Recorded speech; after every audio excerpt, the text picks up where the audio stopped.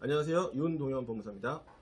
안녕하세요. 유언공증 전문 변호사 안경재입니다. 오늘 안경재 변호사님하고 오랜만에 제가 방송을 하는 것 같아요. 예, 거의 뭐 작년, 재작년 그때쯤에 한번 방송을 그러네요. 했고, 네. 진짜 오랜만에 우리 안경재 변호사님, 이제 현재도 지금 양재에서 공직인 사무실을 운영하고 계시죠? 그렇죠. 네. 예, 좀 약간 여기로 이사를 좀 다니셨잖아요. 예, 지금 위치는 어딘가요?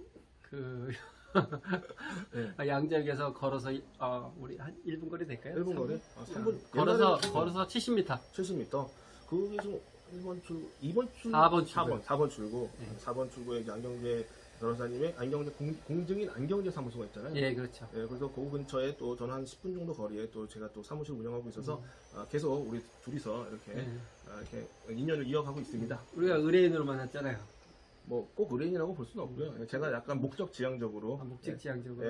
좀 안경재 공증인하고 좀 알고 싶어가지고 제가 낚인 건가요? 예, 제가 낚였 잘 낚였네요. 한번 찾아간 거죠. 그냥 한번. 잘하셨어요. 거기서 이제 좀 입질이 오면 떡밥을 던지는데 오면 이제 친해지는 거고 안 오면 마는 거고. 우리 떡밥을 좋아해요. 예, 그래서 오늘은 또 안경재 변호사님께서 유언 공증 전문이다 이렇게 네. 말씀을 해주셨듯이 유언에 대해서 좀 알아보고 싶어요. 예, 근데 유언이 뭔가 이러면 우리가 보통 드라마를 보면 예. 이제 돌아가시기 전에 그쵸. 이제 엄마나 아빠가 예. 내가 유언을 하겠다. 이게 바로 예. 유언 아니에요. 그쵸. 너는 뭐라고, 넌 뭐라고, 나에게 재산을 다 첫째에게 주겠다. 이런 말을 하잖아요. 그렇죠. 그런 게 이제 유언인데 많은 분들이 드라마만 보면 저렇게 하면 유언이 되는구나 이게 착각을 하시고 그렇죠. 나중에 우리 아빠가 유언했어요. 네. 그 유언에 어떻게 했는지 어떻게 알아요? 전 네. 두 눈과 두 귀로 똑똑히 들었습니다. 이렇게 하늘도 알고 땅도 알고. 우린 다 알아요. 근데 갑자기 둘째는 모른대. 예. 첫째는 들었대. 둘째는 못 들었대요. 예. 이런 참 난감한 경우가 그쵸. 생기는 거예요. 그래서 이럴 때 과연 어떠한 절차로 해야만 우리가 안전하게 엄마, 어머니, 아버지의 생각대로 재산을 받을 수 있을 예. 것인가 그런 것에 대해서 한번 알아보고 싶은데요. 유언에 대해서 우리 또 우리 안경재 변호사님께서 좀 말씀을 좀 부탁드릴게요. 유언은 이제 5가지 방식이 있어요. 네, 그래서 이제 유언 공증으로 하는 방법이 있고, 그렇죠. 제일 정확하죠. 그다음에 우리가 텔레비전에서 많이 보는 이제 자필로 쓰는 거, 손으로 그냥 쓰는 거죠. 그렇죠, 습로 쓰는 거죠. 네. 그다음에 이제 녹음하는 거. 누구도 할 수. 뭐 그에 대한 2가지 더 있는데 이제 가장 많이 접하는 게 이 3가지일 것 같아요. 그렇죠. 근데 이제 문제는 뭐냐면 유언은 사람이 죽은 다음에 효력을 발생하잖아요. 그러다 보니까 정확성의 생명이에요. 그래서 보통 일반 계약 같은 경우는 계약 형식이 자유로운데 유언은 법에서 딱 정한 형식대로 안 하면 무효예요. 무슨 얘기냐면 예를 들면 자필 유언의 경우에는 반드시 자필로 그 주소를 쓰게 돼 있어요. 근데 뭐 타이핑 쓰고 이름만 썼다든지 당연히 무효겠죠. 그렇죠.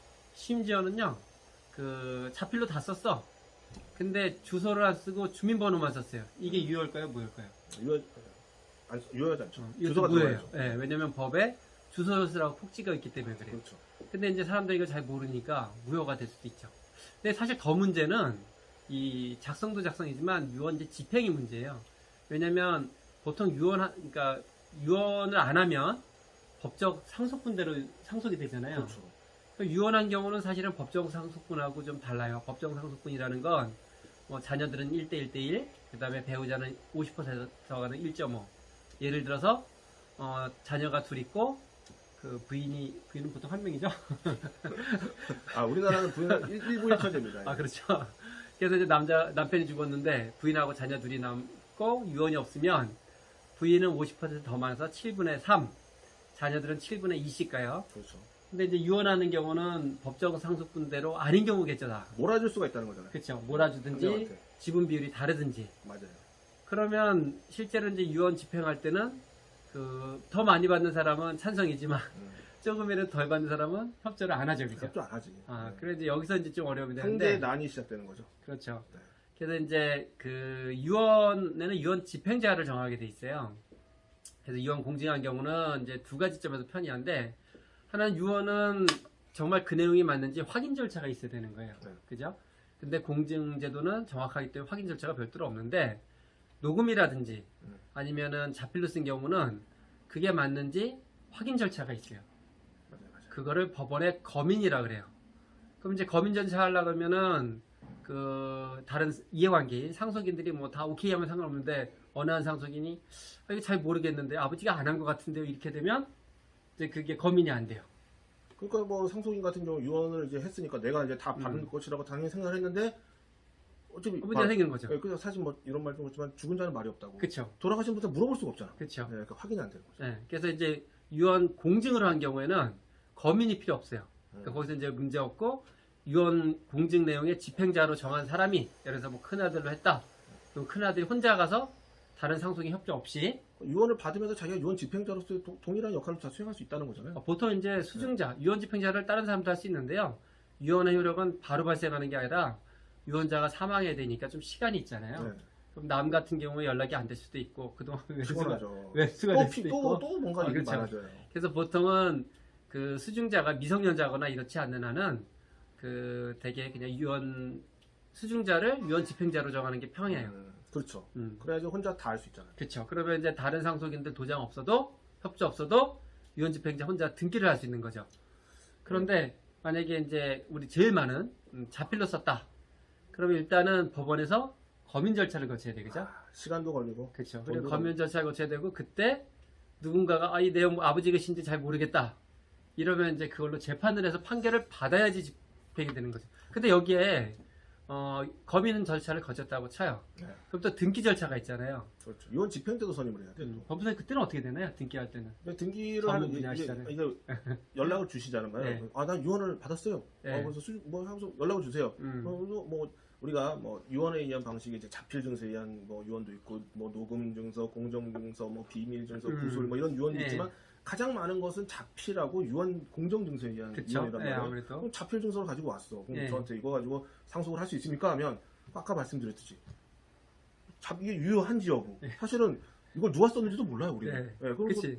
사실은 자기가 썼을 수도 있는 거잖아요. 그쵸. 근데 법원은 안 믿는단 말이에요. 우리도 그쵸. 믿지 않아요, 기본적으로. 그렇죠. 그렇기 때문에 이게 사실은 자기가 썼는지 남이 썼는지 알아야 되기 때문에 이제 바로 상속을 할 수 없는 거예요. 법원에 검인을 받아야 된다. 유언 집행자도 선임을 해야 되고 얼마나 피곤합니까? 그럼 다른 상속인 다 연락을 해야 돼. 사실은 유언을 받으시면 그분은 자기 혼자 그냥 몰래 상속을 받고 싶은 게 맞잖아요. 그래 빨리빨리 일이 처리가 되는데. 그러니까 유언 공정성이 있으니까 예, 나 혼자 할 수 있는 건데 다른 상속에서 연락을 하면 안 돼요. 그럼 싸움이 되니까. 그러면 우리 엄마가 우리 아빠가 언제 그런 말 했어? 이렇게 되잖아요. 그래서 사실은 몰래 하기를 원하시는데 하지만 합법적으로 제가 뭐 잘못했나요? 그 유언 집행자 이제 공증의 경우는 그렇지만 공증 아닌 경우는 유언 집행자 정해야 되잖아요. 그렇죠. 해보셨죠? 예. 시간이 얼마나 걸리잖아요. 몇 달 걸리죠. 몇 달. 그것도 그리고 왜냐면 이해관계인 상속인들 다 송달 보내고 그 사람들이 또 답변을 줘야 될 거 아니에요. 그러니까 그 사람들 또 동의도 얻어야 되고 또 동의 안 하면 또 뭐 이렇게 출석도 해야 되고 이거를 뭐 언제 다 하고 앉아 있습니까? 원래는 유언 집행자를 안 정하면 상속인 아마 전원이 유언 집행자일 거예요. 네. 근데 그 중에 협조 안 하는 사람이 있으면 법원에 재판 받아야 되는 거지 그게. 그렇죠. 그러다 보니까 이제 그게 몇 개월은 금방 가겠네요. 집행자 선임 신청을 해야죠. 선임 신청하고. 그런 신청 법원에 사건. 이제 거기 허가를 받아야 되는 거죠. 네, 그렇죠. 결정문이 있으면 그걸 가지고 이제 들어가야 되는데, 그 법원의 결정을 그러면 언제 할 거야? 손은 누가 키워? 도대체 일이 진행이 안 돼.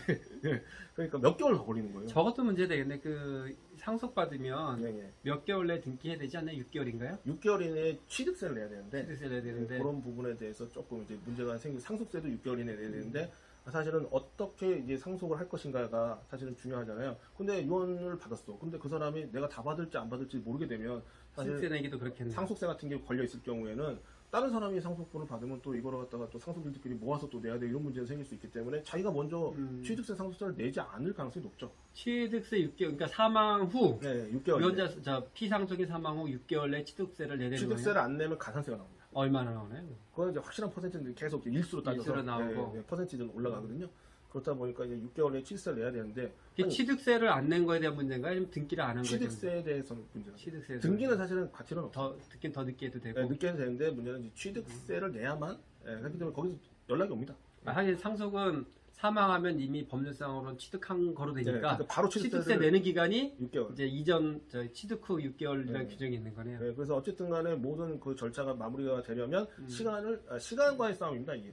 그런데 제가 볼 때는 그래서 뭐 자필 이건 뭐건 이런 거 되게 피곤하거든요. 서로 다 힘드니까 어떻든 간에 미리 준비를 하는 게 중요하다. 그러기 위해서 제가 볼 때는 유언 공정증서를 만들어 놓는 게 가장 유리하다고 생각되고 사실은 거의 그게 유일하게 깔끔하게 해결할 수 있는 그게 왜 그러냐면 사실 유언하는 이유는 자손들끼리 이제 두 가지 이유인 것 같아요. 하나는 뭐 여러 가지 이유로 뭐 좀 상속 비율을 법정 상속과 다르게 해야 될 필요가 있고, 두 번째는 이제 이게 재산 분쟁이 가족 간에 그렇죠. 왼수가 되거든요. 맞아요. 그러니까 그거 막으려고 하는 건데 결국 오히려- 공증으로 된 경우에는 뭐 유언 집행자 그냥 등기하면 일단 정리되는데, 그렇지 않은 경우에는 다시 또 도장 받아야 되고 뭐 이런 협력해야 되고 이러니까 좀 싸움이 되겠네요. 시간과 노력은 더 들고 또 돈도 더 들어. 사실 알고 보면. 그렇겠네. 법원 재판도 받아야 되니까. 비용도 더 들 것 같고 시간도 오래 걸릴 것 같고 또 내가 원하는 대로 안 될 가능성도 되게 높아요.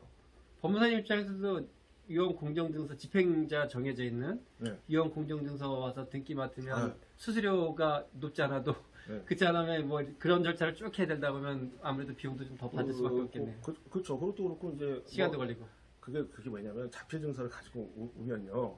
사실 그걸 믿을 수가 없잖아요. 믿을 수 우리도. 없죠. 알 수 없지. 그리고 이걸 됩니다 하고 네. 자신 있게 말하기도 어려운 거예요. 아. 사실은 왜냐면 그러네. 다른 상속인이 이거 위조됐다고 한마디만 하면 그렇죠. 그거는 의심을 그걸 누가 믿을 수가 일단 있겠어요. 등기가 안 되니까 일단. 예, 그걸 자필을 어떻게 하냐고 이미 방법이 그치. 없잖아요. 이제 네. 그거는. 그래서 제가 볼 때는 공정증서를 미리 만들어서 유언증서로 해놓는 게 가장 깔끔하다. 네, 그래서 거의 그러니까 유언하시는 분들은 제가 볼 때는 다른 거는 그냥 약간 명목상 있는 거고 네. 결국에는 그냥 유언 공정증서를 만드는데 사실은 유언 공정증서 만드는 게 어려운 게 아니잖아요. 어렵지 않죠. 예, 그래서 살아 계실 때 네. 엄마가 아빠가 나 유언 너에게 주고 싶다 하면 자식이 한 명이 다 하면 되잖아요. 사실 유언 공증이 비용도 그렇게 높진 않아요. 아, 비용이 높잖아요. 오픈하시나요?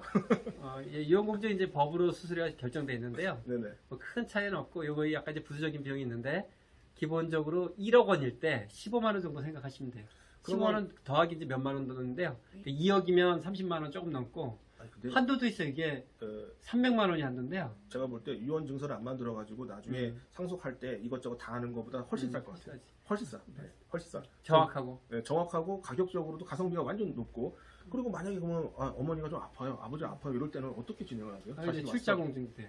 출장도 되고. 유언은 자식이 와서 해줄 수는 없죠. 왜냐면 믿을 수 없으니까. 유언은 이제 반드시 대리에 친하지 않은 행위라 그래서 법률상 네, 네, 네. 대리가 안 돼, 유언은.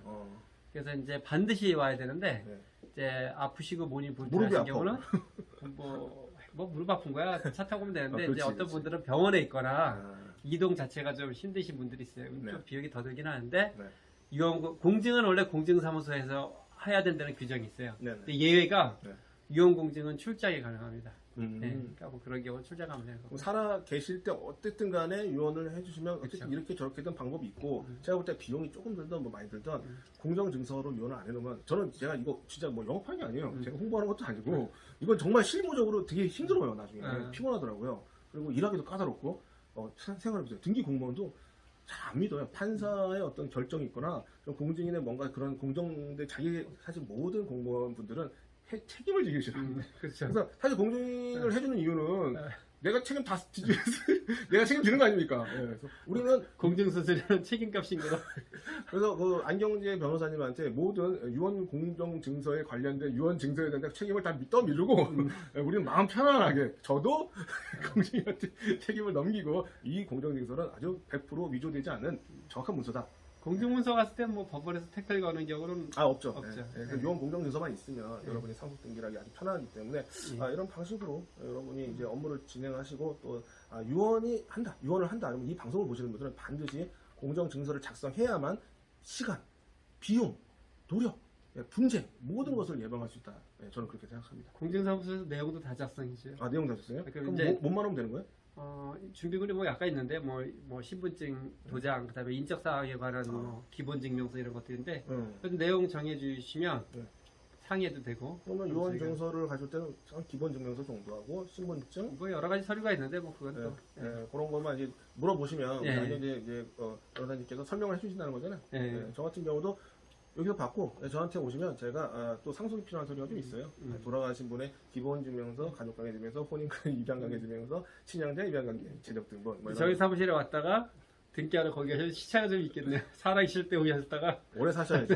오래 사셔야죠. 예, 그래서 그때는 뭐 다 까먹을 수도 있지만 어쨌든 뭐 그런 식으로 업무를 진행하시면 된다. 그래서 일단 유언을 할 때는 공증인에게 가서 유언 공정서를 만들고 그 다음에 그 공정서를 가지고 유언에 의한 상속 등기, 유언에 의한 등기를 처리하시면 가장 편안하고 무난하게 여러분들께서 업무를 진행하실 수 있을 것 같습니다. 그래서 오늘 유언에 대해서 한번 알아봤습니다. 여러분들 이제 잘 모르시고 또 이렇게 뭐 부모님 아프시고 이러면 막 당황해서 막 대충 그냥 드라마 본 것처럼 하시는데 그렇게 하지 마시고 저희들 전문가의 이야기를 듣고 그에 따라서 하신다면 아마도 그 절차를 진행하시는 데 있어서 큰 문제가 없지 않을까 이런 생각이 듭니다. 네, 지금까지 윤동현 법무사였습니다.